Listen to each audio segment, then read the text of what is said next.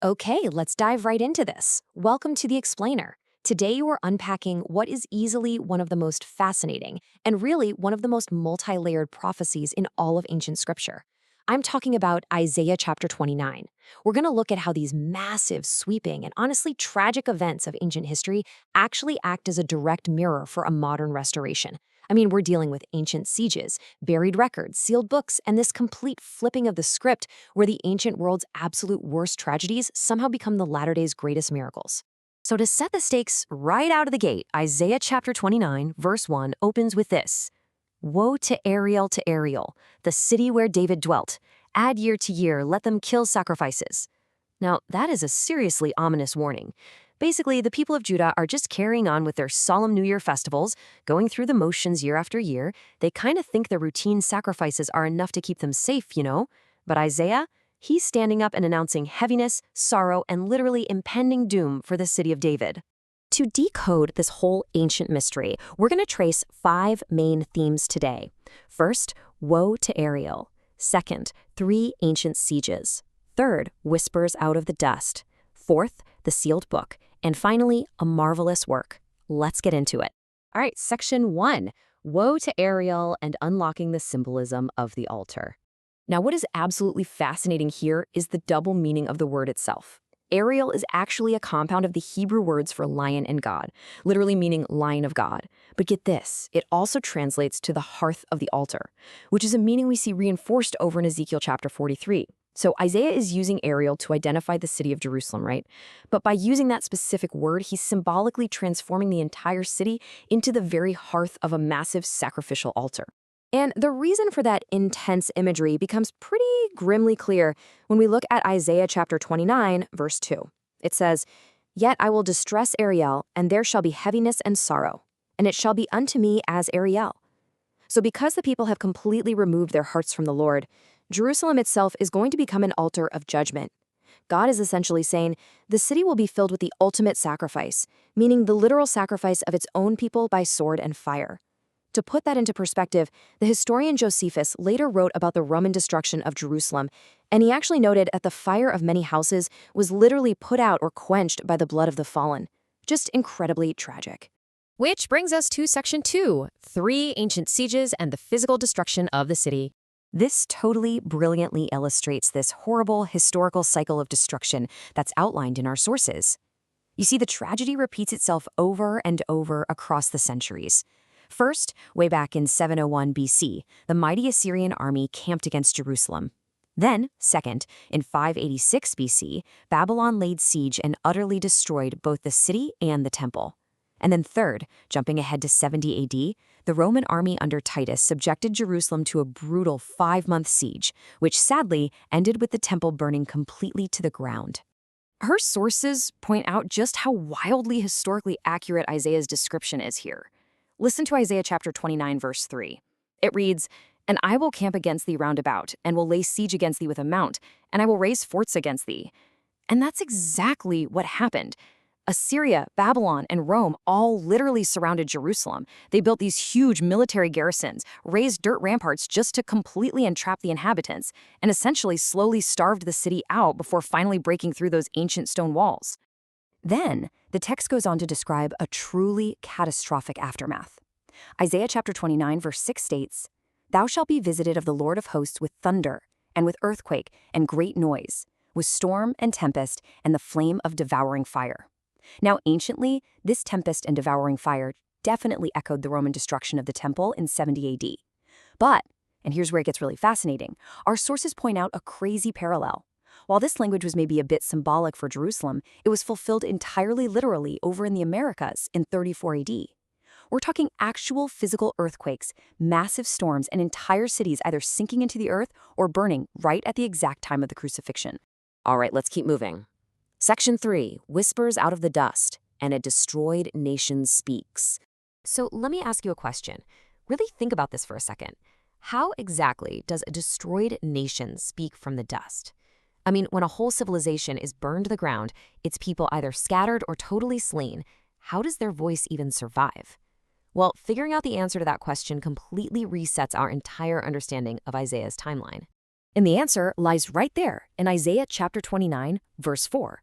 It promises, "And thou shalt be brought down, and shalt speak out of the ground, and thy speech shall be low out of the dust, and thy speech shall whisper out of the dust." Basically, the people would be brought completely low, right? Humbled to the ground, crushed by their enemies. Yet Isaiah is prophesying here that their history, their records, their literal words would eventually speak from the very dust they were buried beneath. And we've actually seen this happen historically. Think about when the ancient Assyrian library of Ashurbanipal was literally dug out of the desert sand in 1849. It's like a dead civilization's voice was suddenly brought right back to life.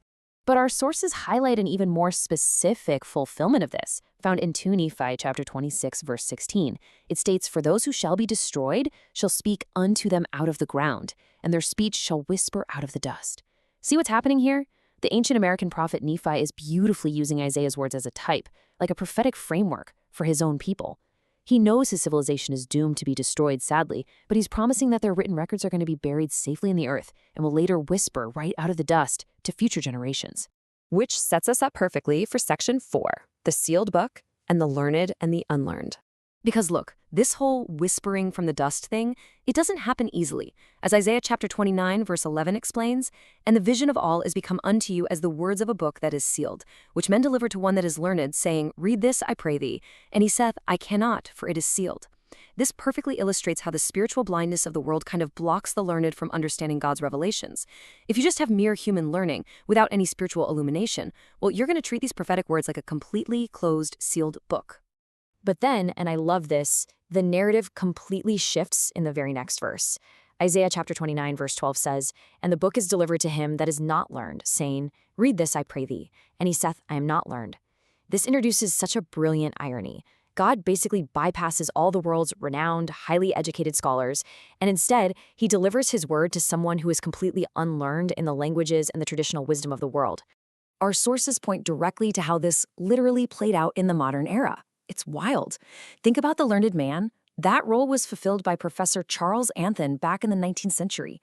He was actually brought a transcript of ancient characters, looked at it, and ultimately declared he couldn't read a sealed book, just like the prophecy.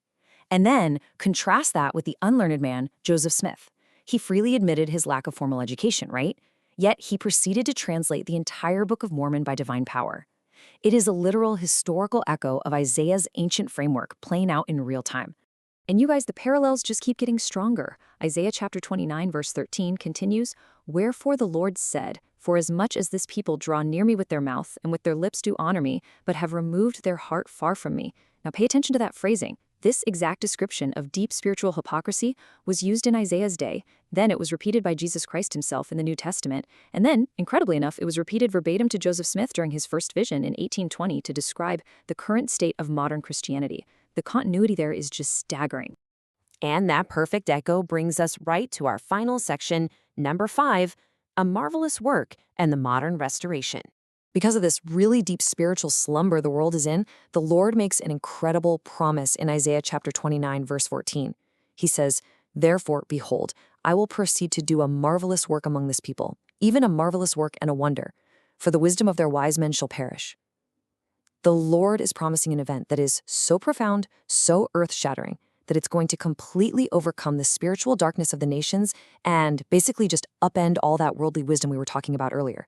And this right here brilliantly illustrates that mirroring effect we mentioned at the very start of the explainer. Check this out. Anciently, back in Isaiah's time, the marvelous work and wonder was actually a really tragic judgment. It was the physical scattering of Israel and the total destruction of the temple. But fast forward to the latter days, and the prophecy entirely flips. The modern marvelous work is the miraculous gathering of Israel, the restoration of the gospel, and empowering those unlearned people we talked about. Literally, the utter tragedy of the ancient world becomes the absolute triumph of the modern one. How cool is that? This whole transformation is just beautifully captured in the landscape imagery of Isaiah chapter 29, verse 17. It says, "Is it not yet a very little while, and Lebanon shall be turned into a fruitful field, and the fruitful field shall be esteemed as a forest?"